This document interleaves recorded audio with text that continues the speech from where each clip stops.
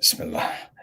Assalamu alaikum warahmatullahi wabarakatuh, family. It's me, your host, Preacher Moss, the host of the SOS, the Shout Out Show. Hopefully, you're having a wonderful Thursday. As you know, our Thursday, not just regular Thursday. This is Throwback Thursday.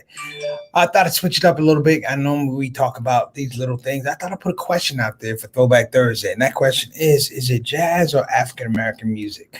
I hope to take you on a little bit of a journey today, and we can talk about, if you will, some aspects of what we call jazz, or is it African American music? You know, sometimes we get in situations, scenarios where we start to do the DNA of a music source.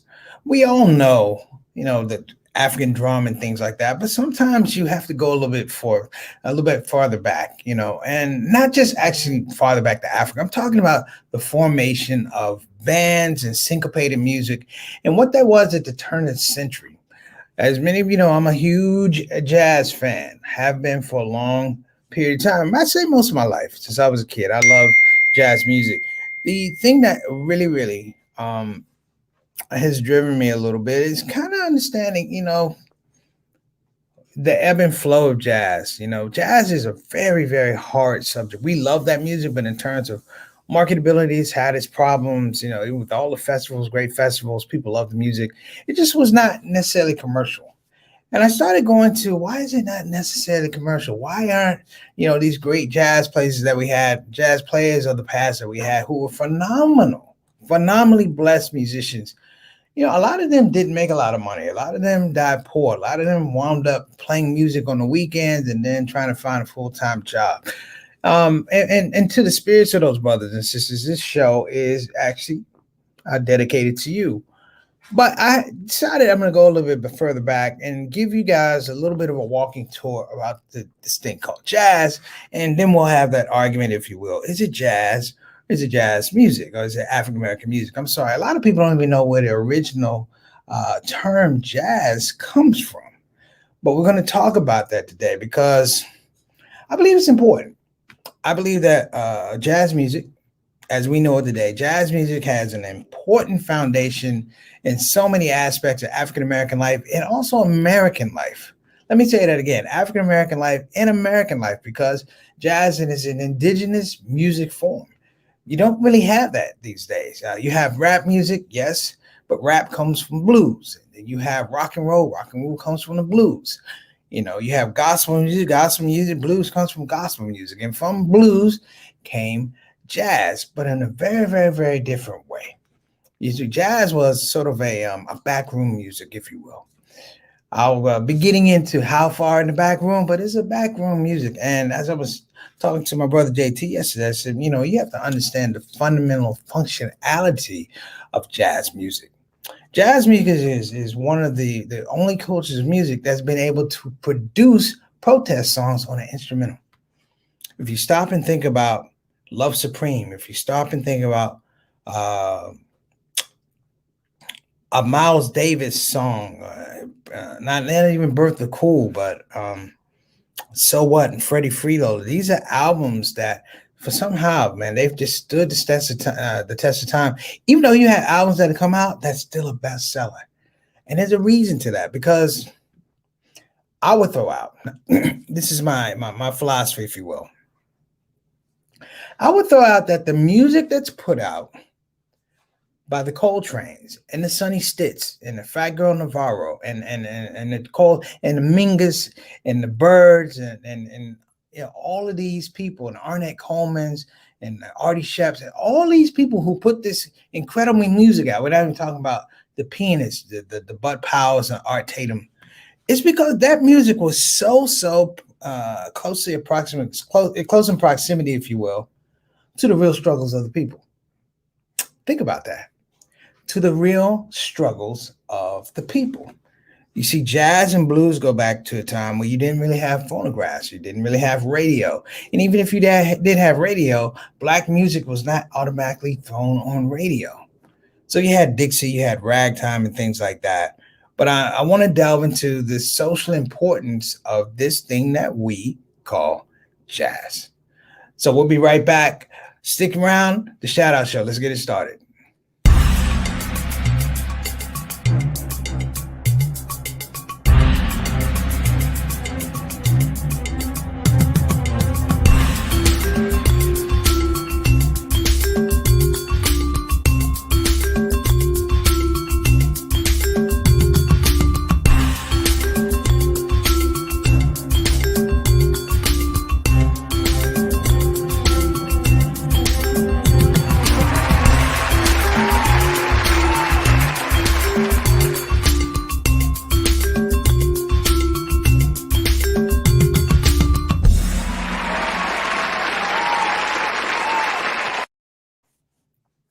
and alhamdulillah, we're back. If you're joining us for the first time on the Shout Out Show, we thank you for dropping by. I hope you have a little time to stick with us. I think we have a great topic. I say that all the time, but I think we really have a really interesting topic today because jazz music permeates so many different things, if you will. And if you're here for the first time, I'll usually ask a favor. If you don't mind, click the notification button, subscription button. If you like the show, hit the like button. That way, you know when new episodes are coming on. I can give you a hint. We come on every day. I took the suspense out of that.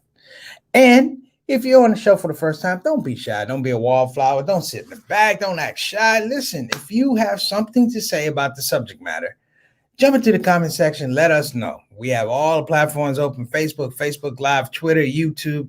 Everybody has an opportunity to speak. And the only words, the only comments that will not be responded to is the ones that we don't hear. Okay? We value this process. And like I said, I'm the host of the show, but the platform is about the people. I bring topics. Sometimes these are topics that are suggested by people. I bring the topics and we talk about them. Now, here's something you need to know if you're coming on the show for the first time. We have people who are loyal and dedicated to the Shout Out Show. I call them affectionately my Shout Out Show families, or better yet, the Shout Out Show soldiers. Now, when I say that they are family of soldiers, it means that they've earned a certain status. Very few people can say, I started with a certain group, and then I've maintained a certain relationship. Not that they're fans. I didn't call them Shout Out Show fans. I call them Shout Out Show family for a reason. Because we have a very communal understanding of what we do and things we talk about. And so what you get to see on this platform is really a conversation. The technology allows us to do certain things, but it's really, really a conversation. I'm speaking, yes, to the camera, but I'm speaking to my brothers and sisters in that comment section and beyond who may see this show broadcast at a later time. So one of my favorite parts of the show before I get into the topic is I have to introduce all the people, all the players, all of my family and the Shout Out Show family, the Shout Out Show soldiers, the royalty, if you will. So let's go ahead and get to it. Who we got first? I know we got first. What's going on? Assalamu alaikum wa rahmatullahi wa barakatuh, Sister Ree. How you doing? How's that tooth, my sister? I hope you. I thought about you in that tooth when I was watching Sanford and Son. I said I'm gonna have to get Ree an acificity bag and put it right here. All right. I hope you're feeling better, Ree. We hope you're feeling better. Sister Ree said she couldn't even eat soup a couple of days ago, so we hope you're feeling better. Next up, got little brother, JT. Man, thank you so much for coming on the show. JT is he's a jazz aficionado too. We share music. I sent him some stuff. Artie Shep, Attica Blues. I knew I was going to do this topic. Actually, we were going to do this topic yesterday, but Bill Cosby got released, and I had to jump on that topic. Hope you guys don't mind. But Artie Shep was one of the guys who was really associated with free jazz, and I sent that to my brother, kind of prime and a pump for him a little bit to see the show today. But I want everybody to understand, when we talk about jazz, folks, we're not talking about guys who are playing instruments solely. We're talking about an evolution of music where people found themselves originally holding farm equipment, now holding instruments. Because you have to understand the evolution of jazz music is really about the evolution of which instruments are available. I'm going to get to it in a minute. JT, welcome to the show. Wa alaikum assalam wa rahmatullahi wa barakatuh. Next up, all the way across the border, we got my main man, Adam Khan. Adam, I know I owe you a call, brother, so please forgive me. It's been a little hectic on my end. I know I owe you a call. I hope you actually like this topic, man. I wanted to talk to you about it. I hope you appreciate it. And if you have some things, I know you do, you're in the theater, please feel free to jump in. Don't hesitate. Adam Khan, everybody. All right, next up, we got our Canadian ambassador to the show. We have two Canadians on the show, basically. We have Adam, and we have my main man, Altaf Rashid. Wa alaikum assalam wa rahmatullahi wa barakatuh, brother Altaf. Thank you for coming on the show. We call him the ambassador because he checks the quality of the show on both sides of the border, the U.S. and the Canadian side of the border. We're trying to make sure the rate of exchange on a good show is a good rate of exchange. Next up, we got our consultant producer, Sister Sultana Whitfield, working the back end of this platform, if you will, doing it, dedication, desire, ethic, and all those good things. We just appreciate her coming on the show. Like I said, I think so. Sister Satana has done actually more shout out shows than I have. Check the record though. Satana goes, don't check your record, check the real records, because I always get the amount of shows wrong. Um, Forgive me, but I do that because I'm always having a good time, and I owe that to you. So if I haven't said thank you lately, shout out show family, thank you. I appreciate you. All right. The question of is it jazz or is it African American music? Is it jazz or is it African American music? Oh, we got a late one to the game. Late one to the game. Give a shout out to Mary B. Moss, my mom. What's going on, Mama Son? Glad you made it to the party. I'm sure she's gonna have something to say about this. And I'm saying this because my mom saw me as a young head really like jazz music. It was to the point that you would hang out with the other kids and they'd be listening to rap music and stuff like that, or R&B. I would take my R&B albums to the house and I leave all my jazz albums at home. I think I took a jazz album to this young lady's house trying to impress her, and she was like, "You're weird." Her father's like, "I like you." I was like, "I'm gonna have to get up out of here," because it was called adult music. Jazz was considered adult music, even though I always wanted to be a jazz musician. You guys know that. So this question of is it jazz or is it African American music? Some people go, of course it's African American music, but there has always been a quandary, believe it or not, even a legal position on basically who invented jazz, who created the jazz, the musical art form of jazz, if you will. Now, let me tell you guys, and you might get upset. White musicians claim jazz. White musicians claimed jazz.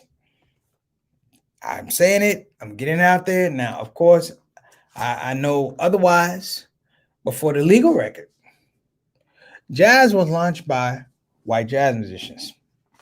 And it was a group in Louisiana. So if you want to go do all your DNA, of course, you're going to have to go to New Orleans. But in New Orleans, in this period of before Fletcher Henderson and around the time of Jelly Roll Morton and things like that, a sound evolved. Now, there was a sound that was evolved, and then there was a sound that was muted. The sound that has evolved was a stolen sound. That was considered jazz. Now, before you get ahead of me now, preach, you're getting ahead of me. No, that was called jazz. But it was not Jazz. It was JASS. White people spell jazz. Now, there was a group called the Original Dixieland Jazz Band, and they recorded what was reported to be the first ever jazz record. It was called Livery Stage Blues. I would play it for you, but they'll probably shut down the show. It's a horrible song. It has terrible musicianship. There's no bounce to it. There's none of that, right? None of that happens. Okay.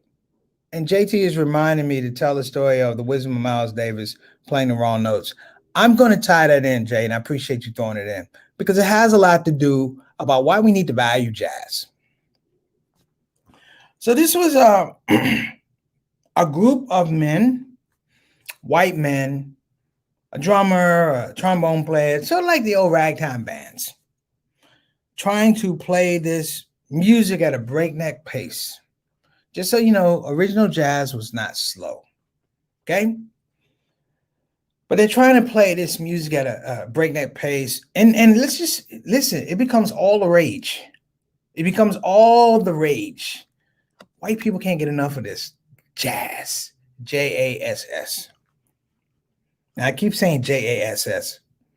And hold on to the fact, I'm going to keep saying it. They love this jazz.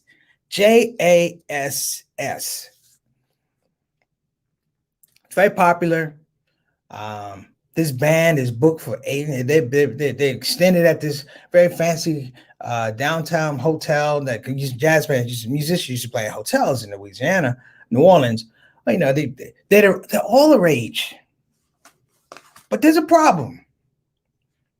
The music is horrible. Even as I was going to bring on and play Livery Stable Blues, then listen to the tune now. These are white musicians at a fancy place with horns and everything. Listen to the name of the song, Livery Stable Blues. Do you know what a livery stable is? Do you know what a livery stable is? Watch, I'm gonna be funny. Watch this. Siri, define livery. Okay. Short for livery stable. Let's just say it's not a clean place. Is that right, Satana? It's not a clean space. It stinks. It's where animals are. So you say, how do you go from these white guys in front of all these white people playing a song called Livery Stable Blues? And I will tell you why. Because they stole it from people who had that experience. And the people who had that experience were not black people. They were not white people. They were black people. Jazz was stolen.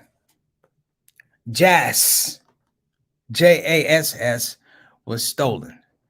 Great musician and his music historian, U.B. Blake, said that the word Jass is actually a very, very insulting word and should not be used around women.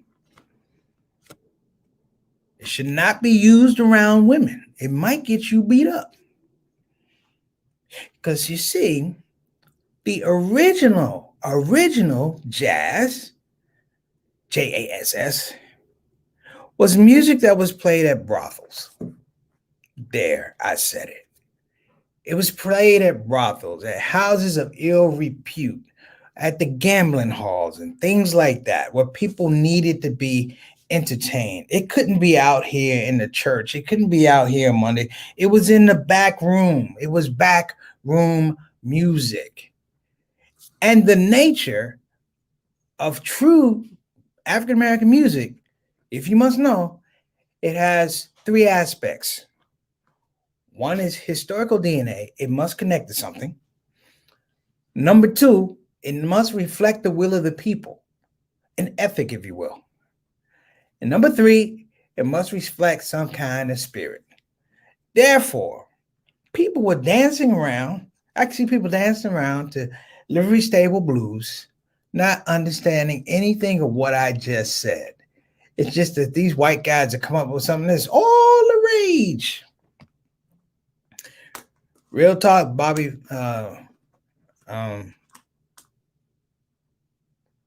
Yeah. Brother Bowden, I talked about him years ago on the trumpet player. He was one of the few to play the trumpet in a way where it broke away from the old music and it got people out of those houses of ill repute where people would go see this music.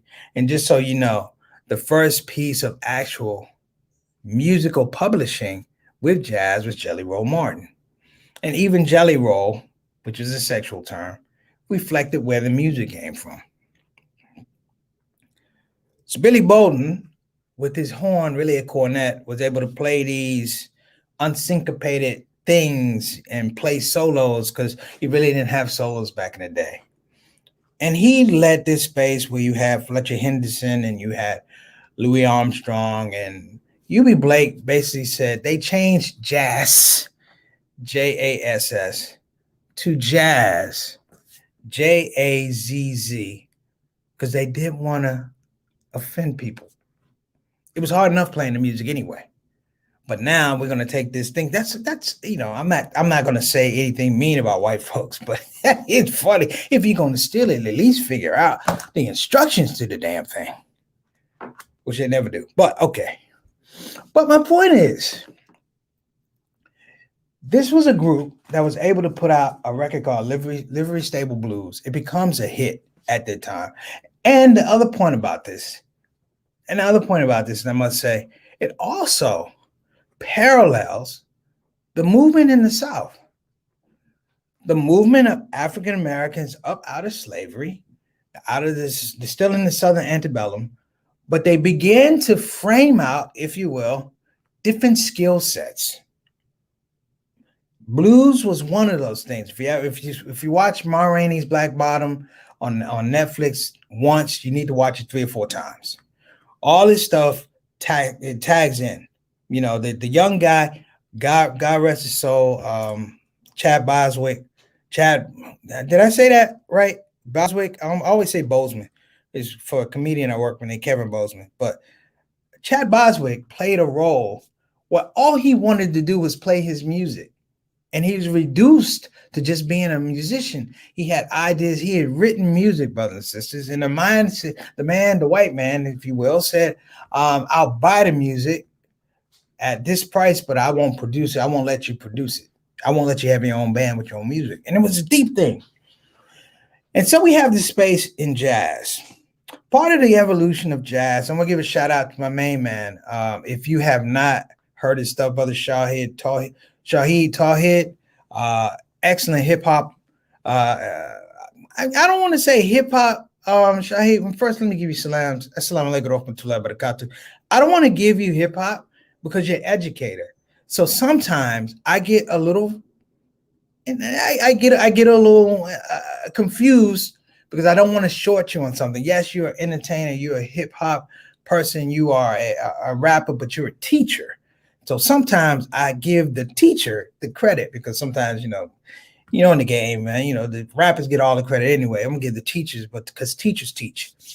So this whole thing is interesting because jazz music, the movement from jazz music, from the blues, and the blues is interesting because the blues is, of course, maintained through what? Recollection.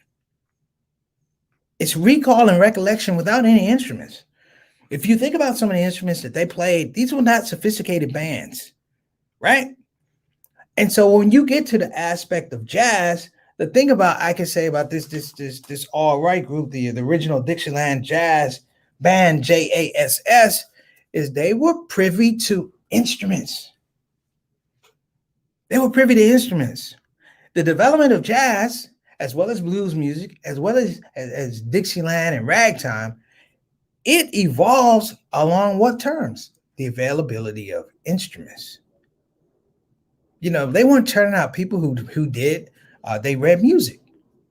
They weren't turning out people who read music. People were not going. By the time you get to Miles Davis, you're talking about somebody who went to Juilliard. But in the early times, you know, Bobby Bolden, these guys, they didn't have music. They played by their ear and they played by their spirit. So let me do something that JT said, and I'm going to make my point about, you know, these three aspects of African American music, which of course is, you know, a historical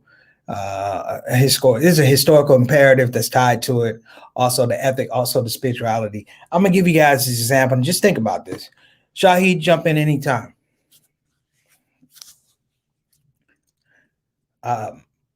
You can look it up as well. Herbie Hancock did a series of lectures at Harvard. His first one was called The Wisdom of Miles Davis. And he talks about, brothers and sisters, the relationship that he had with Miles Davis. Back in the day, everybody wanted to be with Miles, play with Miles. He has the opportunity to play with Miles. And they have a great friendship, a great relationship over a period of time. He tells the story of being over in Switzerland. Hear me what I'm saying. He tells the story of being over in Switzerland or Sweden or Switzerland, I'm not sure. They're playing, all the heavyweights are playing. Everybody has, of course, you know, they have their part, they do their solo. The song is building. It's a Miles classic. I think it was So What. It's just building. And it's time for Miles to have his solo. This is a crescendo, if you will. This is the big thing that everybody's been waiting on. And Herbie Hancock, for some unexplainable reason, he plays the wrong note. And it's a note that's played so badly that people are looking around going, what are you doing? And he's thinking to himself, I have blown this whole thing. Oh my gosh, I haven't blown this whole thing. And nobody wanted to be wrong around nobody wanted to be wrong around Miles Davis, right? He looks over at Miles Davis. He's waiting for that glare, that Miles glare. And Miles is on his horn, and he takes in what he hears. And what he does is he plays a little something on his saxophone, and then he goes through with his solo. Plays a little something, then he goes through it, so he kills it. Herbie Hancock says, I realized what happened. I played this wrong note. He said, but what Miles Davis did was he corrected my wrong note, and then he played the rest of his solo. And then he thought about it even further. He said, what even happened was to Miles Davis, the note wasn't wrong. It was merely unexpected. Now, if you start thinking about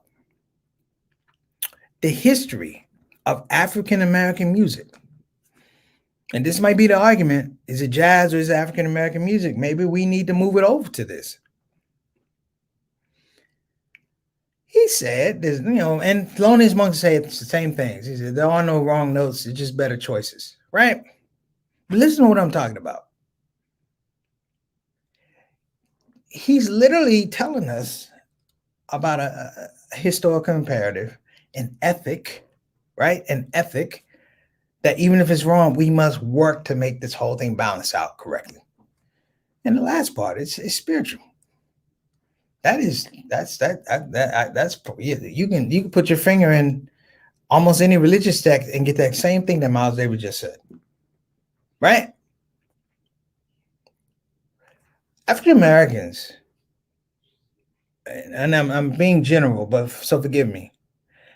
African Americans, in terms of art, particularly music, have been the purveyors of people that produce music that represents things that are unexpected.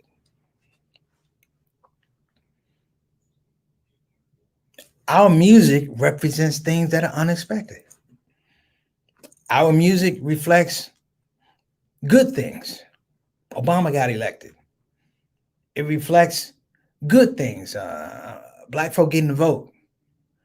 Curtis Mayfield, people get ready.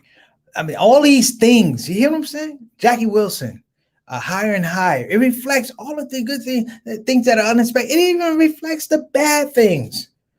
We had a whole musical genre called gangster rap. And what was gangster rap? It was talked about things that were unexpected. So I want to think about that just for a little bit, and I really want to I want to give some thanks to a couple people. I want to give some thanks to my guys in my band from my comedy special. I want to give a shout out to Brother Taurus Mateen and Brother Leon Alexander. I also want to give a shout out, and I have given him a shout out, but I'm going to do it again because this is a conversation that I had with this man, and he didn't have to have it with me. This is a conversation I had with Gil Scott Heron. And he said, we are the griots of unexpected music. Like we can listen to some type of music and turn it into some other type of music. And you could take, let's say you could take Tejano music. You ain't turning it into rap Tejano music.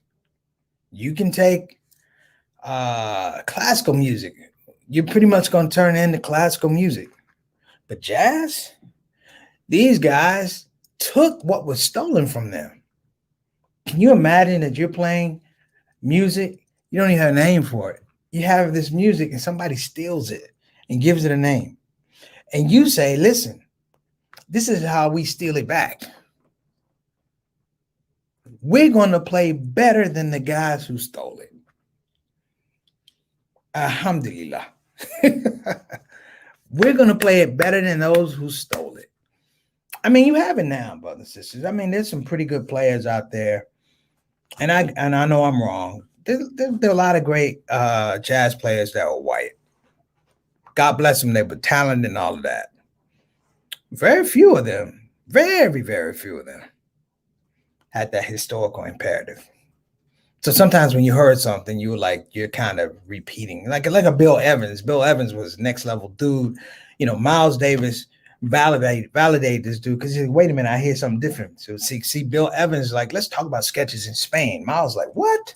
Of course, his wife was like, let's talk about sketches in Spain. That's another story. But the music in and of itself, just jazz within itself, think about that, brother. Just think about the different spots or the different places where it's changed, where it is ragtime, where it's bop. Now it's cool jazz. Even now you have smooth jazz, traditional jazz, hard bop. This is the viability of this music. And I know I'm running over, but man, doesn't it represent our people? Doesn't it represent what we go through? Jazz, brothers and sisters, was everyday music. So we got Brother Tahir. That's we had to improv our whole life and even our expressions. This is what I'm talking about. This is Souls of Black Folk, W.E.B. Du Bois, in music. That's what jazz was. And I want to make sure that I say this to everybody clearly. This comes from a love of jazz, but it comes from a love of the people who love the music enough to give it to us. You know, I'm one of a guy, and this is how deep it is for me. I was listening to a Clifford Brown record, and Clifford Brown was an amazing horn player out of Philadelphia. And I was listening to Clifford Brown, and I was like, where can I get somebody to get some more Clifford Brown music? And somebody told me he was killed in a car accident. I cried like a newborn. I cried like a newborn. I can't get any more Clifford Brown music. The only emotion that came close to that is when Chuck Brown died. And myself and all the DC said, there's never going to be any more Chuck Brown music. We have to live through that. And that's as an adult. Brothers and sisters, I'm saying, you know what? If we can, let's support these jazz musicians. Let's support our hip hop people as well, Brother Shahid. Let's support folks that somehow, some way, are able to accurately and with love record the fact that our lives are lived on the unexpected. As Brother Tahi said, we improv in every day. All right, that's our show today. I'm Preacher Mars. This is the SOS. Hope to see you tomorrow for Friday Funnies. Thank you for your patience. Love that jazz. Take care.